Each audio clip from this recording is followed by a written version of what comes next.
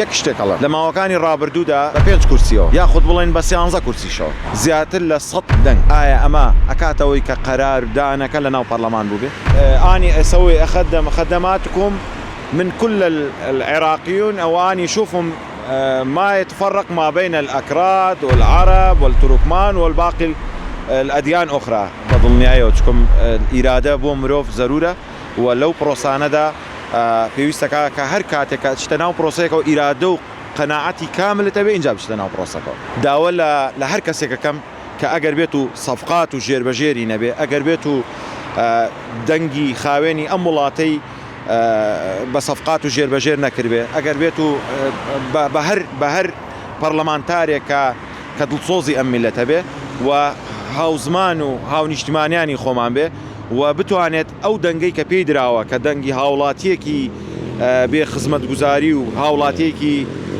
کە ژیانی وەکو پێویست نییە کە دەنگی پێداوە بۆی ئەو پەرلەمانتارە یاخود ئەوەی کە دیفاعی لێ بکات لە ڕێگەی دەستورە و ماف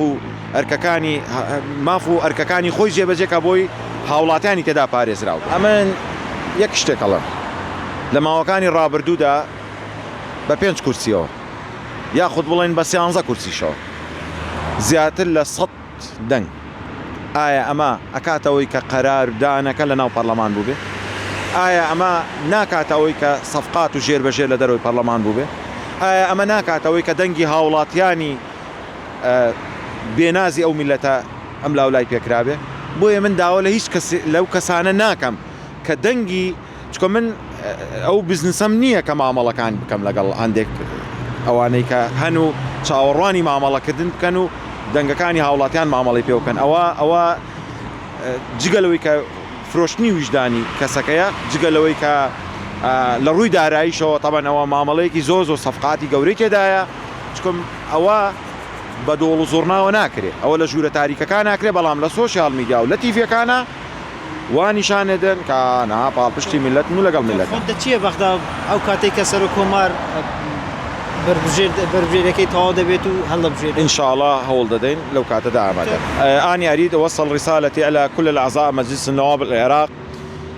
نريد لكم يصوت أني حتى يكون رئيس جمهور العراق أني أسوي أخدم خدماتكم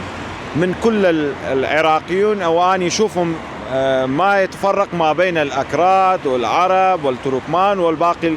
الأديان أخرى وإن شاء الله إذا أني يصير رئيس الجمهورية أني أحاول يطبق الدستور على كل الإنسان من كل الأديان من داخل العراق لو يعيشون بالخارج العراق.